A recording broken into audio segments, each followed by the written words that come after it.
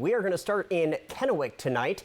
Employees with Tri-Q Credit Union in Kennewick are being credited with helping a woman who believed that her daughter had been kidnapped. The woman says the kidnappers even had her daughter's voice, but it was all just a scam, and she's not alone. Apple Valley News Now's Rylee Fitzgerald says some vulnerable populations are more likely to be targeted for this type of crime than others. A woman came into Tri-Q Credit Union Thursday and requested to withdraw a large amount of money from her account. A woman came in on the phone, one of our Hispanic members, and she actually came up to Belika and handed her a note and didn't want to talk. She was on the phone, and the note said that to call her husband that her daughter had been kidnapped. And so I guess you took the note, you're like, what do I do with this? Belika Gutierrez, Tri-Q's receptionist, knew something didn't feel right. So I'm like, hold on, let me go check. And I went straight to Cindy, and she's like, she knew right away.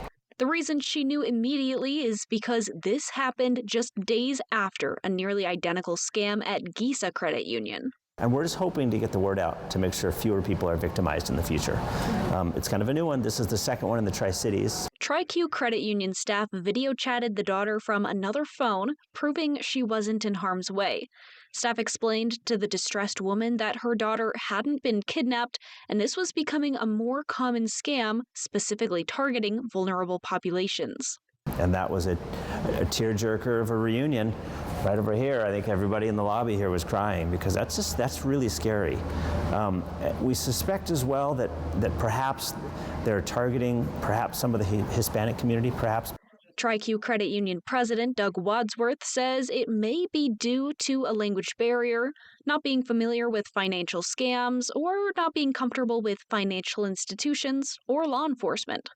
And as technology gets smarter, so do the criminals. We have to adapt, and so does the community, adapt to what it is they're seeing in front of them. The good rule of thumb is if it's too good to be true, it's probably not true. In a situation like this where they're threatening harm, it's always important to get a hold of the police right away.